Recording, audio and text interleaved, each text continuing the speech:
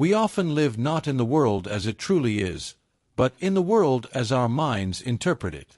Something happens, a word, an event, a change, and instantly we add stories, judgments, and labels. This is bad. This is unfair. Why did this happen to me? Yet if we strip away those judgments, what remains is simply the raw event itself. Rain is just rain. A word is just a sound. Failure is just an outcome. It is our interpretation that turns them into burdens. The Stoics taught us that freedom begins when we see things clearly, without the fog of unnecessary meaning. Marcus Aurelius once wrote, "Remove the judgment, and the event itself will lose its sting." This doesn't mean becoming cold or indifferent. It means learning to separate what happened from the story we attach to it. By doing so, we find peace, clarity, and strength. In this video, we will explore the art of seeing things as they are. We'll look at why our minds distort reality, how to strip events back to their essence, and practical ways to apply this Stoic wisdom in everyday life, whether in relationships, work, or personal challenges. At its core, the phrase, "seeing things as they are," is about peeling away the extra layers of interpretation that our minds automatically add to every situation. The Stoics believed that events in life are neutral. They are neither good nor bad by themselves. It is our judgment, the story we attach to them, that creates suffering or peace. For example, imagine you lose your job. The event itself is simple. Your employment has ended. But the mind quickly rushes in with labels. This is a disaster. I'm worthless. My life is ruined. These interpretations, not the event itself, are what generate pain and despair. If we strip it back to the bare fact, "I no longer work for this company," we can respond with calmness and clarity. We might feel sadness or disappointment, but those feelings will not overwhelm us, because we are no longer trapped in a false story. Marcus Aurelius, in his Meditations, repeatedly reminded himself to see things for what they are. A flower is simply a plant that grows, blooms, and withers. An insult is nothing more than a sound carried through the air. Death itself is simply the natural conclusion of life. By reducing experiences to their essence, we stop exaggerating them and start engaging with reality directly. This perspective does not strip life of meaning, it actually gives us more control. When we stop reacting to imagined stories, we free our energy to respond wisely to reality. To see things as they are is to stand on solid ground, unshaken by illusions, and able to act with strength, courage, and balance. If events are neutral by themselves, why don't we naturally see them that way? Why do we so often react with fear, anger, or sadness to what is simply happening? The answer lies in the way our minds are wired. Human beings evolved to survive, not necessarily to see reality with clarity. Our brains are quick to assign meaning, to judge, and to anticipate danger. This served us well in ancient times. When a sound in the bushes could mean a predator, it was safer to assume the worst. But in the modern world, this same instinct can lead us into unnecessary suffering. A colleague's frown may not be a threat, yet our minds instantly create a story, "They don't like me. I did something wrong." Another reason our minds distort reality is expectation. We carry mental images of how life should be, and when reality fails to match, we feel disappointment or frustration. For example, we expect others to treat us fairly, the weather to be pleasant, or our plans to unfold smoothly. But the Stoics remind us, the world does not bend to our preferences. Reality is indifferent to our wishes. There is also the influence of desire and aversion. We crave certain outcomes and fear others, so we twist reality to fit those desires. We may deny uncomfortable truths because they do not align with what we want to believe. Epictetus put it simply, "Men are disturbed not by things, but by the view which they take of them." By recognizing these tendencies, we can begin to loosen their grip. Awareness is the first step. Once we see how our minds exaggerate, distort, and add unnecessary layers, we can practice stripping events back to their essence. Reality becomes less frightening, less overwhelming, and far more manageable. To understand the value of seeing things as they are, it helps to look at simple, everyday situations where our minds tend to exaggerate reality. These examples show how quickly we can turn neutral events into sources of stress or conflict. Take criticism, for instance. Imagine someone says to you, "Your work could be better." At its core, this is just a string of words, vibrations carried through the air. But the mind interprets it as an attack. "They don't respect me. I'm not good enough. I'll never succeed." What was initially just feedback, possibly even useful, becomes a heavy burden. By learning to see the statement for what it is, a simple comment, we can evaluate it calmly. Is it valid? If yes, we can improve. If not, we can let it go without anger. Another example, a rainy day. Rain itself is just water falling from the sky, part of nature's cycle. Yet many people label it as bad weather, allowing it to ruin their mood. By contrast, if we see rain as nothing more than rain, neither good nor bad, we can accept it. Perhaps it nourishes crops, refreshes the air, or simply invites us to slow down. Consider failure as well. Failing an exam, losing a client, or missing a goal often leads us to think, "I am a failure." But the event is simply, the exam score was low. The client chose another option. The target was not reached. These are facts, not life sentences. By separating the raw event from the story, we free ourselves from shame and open ourselves to learning. These everyday distortions may seem small, but they add up.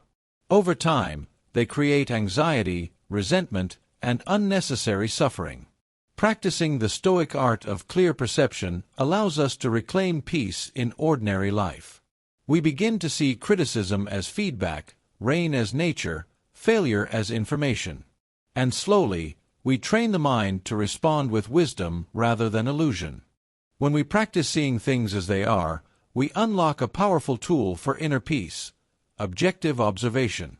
This is the ability to notice events without rushing to judge or react, much like a scientist observing an experiment. The Stoics believed that when we remove unnecessary judgments, life becomes lighter, and we gain the clarity needed to act wisely. Consider how this plays out in daily life. Imagine you receive bad news, a project is cancelled, or a friend cancels plans. If we immediately add stories such as, "Nothing ever goes my way," or "People don't care about me," our emotions spiral out of control. But if we pause and simply note, "The project has ended," or "The meeting won't happen today," the situation loses its sting. We may still feel disappointment, but it does not overwhelm us. This clarity allows us to redirect our energy toward solutions, finding a new project, or rescheduling time with a friend. Objective observation also protects us from overreaction. In arguments, for example, people often say things they don't fully mean. If we take every word as an attack, we escalate conflict. But if we step back and observe, we might recognize, "This person is angry. These are just words spoken in frustration." By separating the event from our emotional interpretation, we maintain control and avoid unnecessary battles. Marcus Aurelius compared this approach to stripping away appearances until only the essence remains. A piece of bread is simply flour and water. A robe is just wool dyed purple. By practicing this reduction, we avoid being deceived by surface impressions. What looks glamorous, frightening, or humiliating is often far less dramatic when viewed objectively. The power of objective observation lies in its simplicity. It doesn't eliminate emotions, but it prevents emotions from controlling us. It creates space between event and reaction, where wisdom can enter.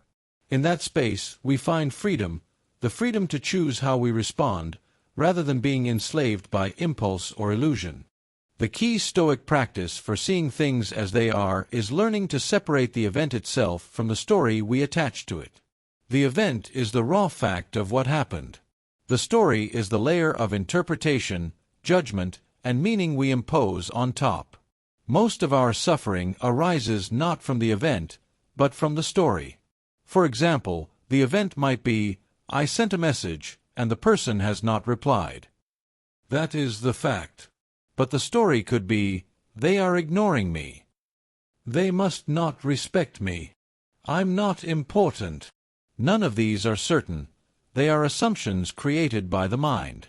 In reality, the person could simply be busy, tired, or away from their phone. By recognizing this distinction, we can prevent unnecessary pain. So how do we practice this separation? One useful method is journaling. Each day, write down a situation that upset you. Then divide it into two parts. The event, what objectively happened. Write it in neutral, factual language. The story, what thoughts, judgments, or emotions did I attach to it? This exercise reveals how often our emotions come not from reality itself, but from the extra meanings we impose. Another method is self-questioning. When you feel overwhelmed, pause and ask, what is the fact here? Then ask, what story am I telling myself? By doing this in the moment, you create a mental gap between reality and interpretation. Epictetus taught his students to practice this discipline constantly. He reminded them that external events are beyond our control, but our judgments are always within our control. Once we see the difference, we regain freedom. Separating event from story does not mean ignoring emotions. It means giving emotions the right place. Sadness, disappointment, or even joy are natural, but they become destructive when fueled by distorted stories. By focusing on the event, we can allow emotions to rise and fall without letting them dominate us. The more we train this muscle, the more naturally it comes. Over time, life feels lighter, because we carry only the weight of reality, not the extra burden of unnecessary stories. One of the central lessons of Stoicism is that peace comes from aligning ourselves with reality, not fighting against it. When the Stoics say we should accept what is, they do not mean passivity or resignation. Instead, they mean seeing reality clearly, acknowledging it fully, and then responding wisely within the limits of what we can control.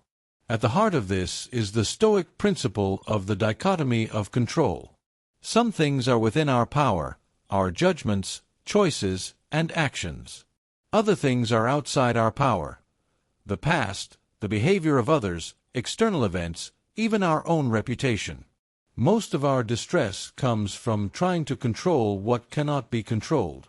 When we accept that these things are beyond us, we free ourselves from frustration. For instance, imagine your flight is delayed. You cannot change the weather or the airline schedule. Complaining endlessly only deepens your irritation. But you can choose how to use that time: reading, resting, or practicing patience. By accepting the reality of the delay, you shift from powerless anger to empowered action. Acceptance also transforms suffering. Suppose someone insults you. If you resist reality by insisting, they should not have said that, you trap yourself in anger. But if you accept the fact, they said these words, you regain freedom. You cannot control their speech, but you can control your reaction. Marcus Aurelius advised, you have power over your mind, not outside events. Realize this, and you will find strength. This attitude does not mean we must like everything that happens. We may still feel grief, disappointment, or frustration.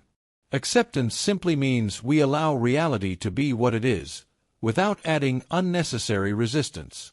It is the difference between swimming against a river and learning to move with its current. One path exhausts us, the other carries us forward with less struggle. By cultivating acceptance, we align ourselves with the natural flow of life. We stop demanding that reality conform to our wishes and instead learn to respond skillfully to what actually is. This is the essence of Stoic resilience, to face life as it comes, with courage, clarity, and composure. The Stoics did not simply talk about philosophy in abstract terms. They developed practical exercises to train the mind. If we want to master the art of seeing things as they are, these tools can help us sharpen our perception and strengthen our ability to respond with calmness and wisdom. 1. The dichotomy of control. This is perhaps the most famous Stoic practice. Each time something happens, ask, is this within my control or not? If it is within your control, your thoughts, your choices, your actions, take responsibility and act wisely. If it is not, other people's opinions, accidents, natural events, practice letting go. This constant distinction clears away unnecessary worry and keeps our focus on what we can actually change. 2. Negative visualization, premeditatio malorum. The Stoics often practiced imagining possible setbacks, losing wealth, facing illness, or even death. At first, this may seem dark. But in truth, it helps us prepare emotionally and strip events down to their essence. By imagining loss, we recognize that many of our fears are survivable, and we grow less attached to fragile illusions. As Seneca wrote, "He who suffers before it is necessary, suffers more than necessary." 3. Describing things in plain language. Marcus Aurelius encouraged himself to look at things in their simplest form. Fine wine, fermented grape juice, luxury clothing, dyed animal hair. By reducing objects to their essence, he trained himself not to be seduced by appearances. This practice also works with difficulties. Failure becomes a result I did not intend, not proof that I am worthless. 4. Journaling and reflection. Epictetus advised his students to review their actions daily. Writing about events and then separating fact from story strengthens the habit of objective observation. Over time, journaling becomes a mirror that reveals where we distort reality and where we can improve. 5. Pausing before reaction. Finally, the simple act of creating a gap between stimulus and response is powerful. When insulted, criticized, or frustrated, the Stoic trains himself to pause and observe, what exactly happened? What am I adding to it? This moment of stillness allows reason to step in before emotion takes over. These tools are not meant to eliminate emotion, but to prevent emotion from clouding our judgment. With steady practice, they shift perception from chaos to clarity, from distortion to truth. The world may remain unpredictable, but our mind becomes a steady compass, pointing always toward wisdom. Relationships are one of the richest arenas where our distorted perceptions create suffering. We often approach others not as they truly are, but as we wish them to be, or as we fear they might be. The Stoic art of seeing clearly invites us to strip away these illusions and meet people as they are, in their full humanity. One common distortion in relationships is expectation. We expect friends always to understand us, partners always to support us, colleagues always to be fair. When reality falls short, disappointment and resentment arise. But if we accept that people are fallible, just like we are, we free ourselves from constant frustration.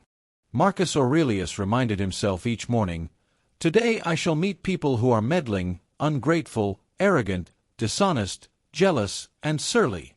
They are like this because they do not know good from evil." By anticipating human weakness, he prepared himself to respond with patience instead of outrage. Another distortion comes from over-personalization. Someone speaks harshly, and we immediately think, they are attacking me. But often, their behavior reflects their own struggles, not ours. A rude cashier may be exhausted. A distant friend may be dealing with hidden pain. When we strip away the story and look at the event, they spoke in this tone, we see more clearly. This does not excuse bad behavior, but it prevents us from magnifying it into a personal insult. Clear perception also deepens compassion. When we stop demanding that others conform to our expectations, we can appreciate them as they are. Instead of resenting a friend's flaws, we may see their strengths. Instead of condemning a partner's mistakes, we may recognize their effort. By seeing clearly, we cultivate empathy without illusions. Finally, Relationships flourish when we apply the Stoic focus on what is in our control. We cannot control whether others love us, agree with us, or treat us kindly. But we can control our own honesty, kindness, and fairness. This shift creates healthier connections, built not on control but on respect.